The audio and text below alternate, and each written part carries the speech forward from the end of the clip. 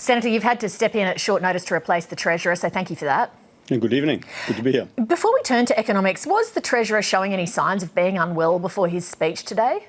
No, not that I'm aware of. I mean, I think that all of us are perhaps a bit exhausted after weeks and months of very intensive work.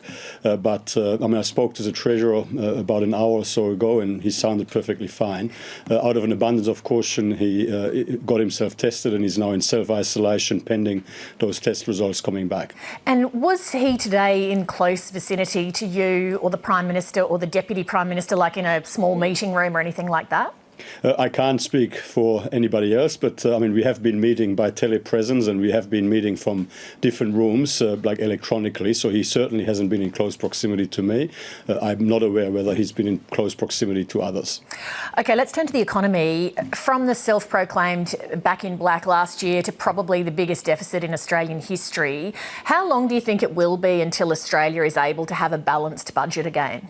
Well, that is very hard to predict from where I sit here tonight. The very important point on this, in response to this question, is that we did go into this crisis in a comparatively stronger fiscal position, and the support measures that we've put in place to support the economy, business, working Australians and those who lost their job are all temporary measures. They're not imposing structural burdens on the budget. So while the cost of the support packages has been very, very significant, and it will take a while to pay that back, the budget on a structural basis should be able to return back to surplus once we've worked our way through this.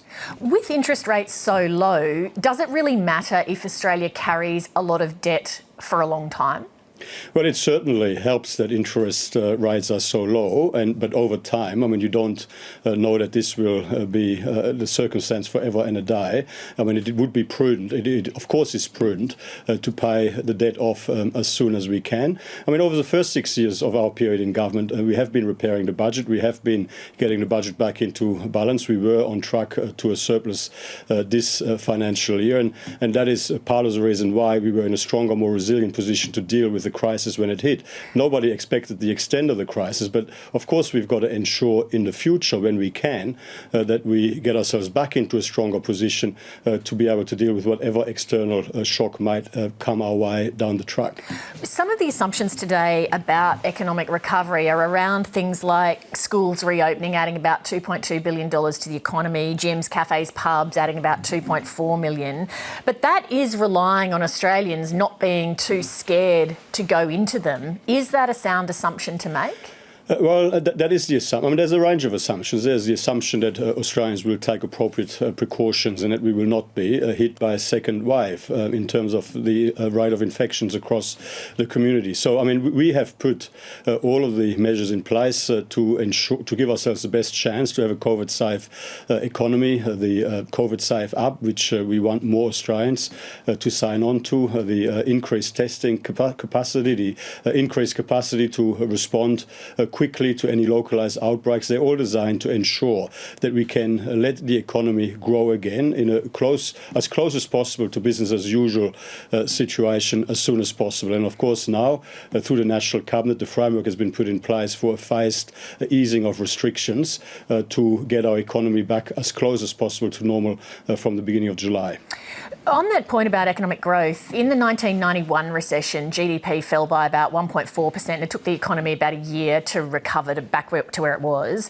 Now we're looking at least 7 times that fall in Australia's GDP, but the Reserve Bank assumption is that it might only take a couple of years to recover.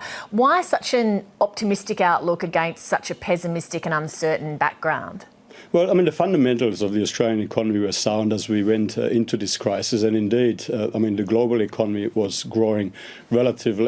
Was looking up. The outlook for the global economy was positive.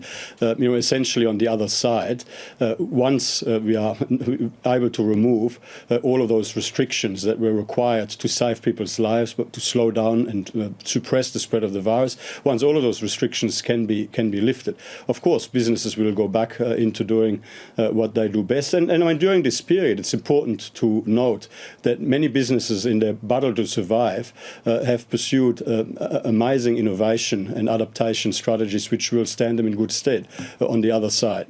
Some Liberal MPs are saying that when schools open and other businesses reopen, that the JobKeeper program should be wound back. If the economy is moving back to sort of roughly normal by July, as you said, why not wind up that JobKeeper program earlier than anticipated? Well, look, I mean, we are 6 weeks into a 6-month program. It is a 6-month program, and we've got to be careful not to get ahead of ourselves here. There will be a review halfway through, as we flag, to ensure the program is working as intended. It is true that we want to see as many businesses as possible to return to profitability as soon as possible, so they don't need to rely on the JobKeeper program. I mean, in the end, the JobKeeper program is a demand-driven program, and people need to fulfil certain conditions in order to qualify. I mean, that is the circumstance now. If those conditions are no longer present, then the program just continues to operate as intended. But there will be a review halfway through, and we will consider whatever the feedback from Treasury is at that point in time. But we are committed to this program for a 6-month period. Senator Cormann, thanks again for your time. Always good to talk to you. Hi, I'm Lee Sales. Thanks for watching this story. If you'd like to watch more of 730's stories, they are on the left of your screen.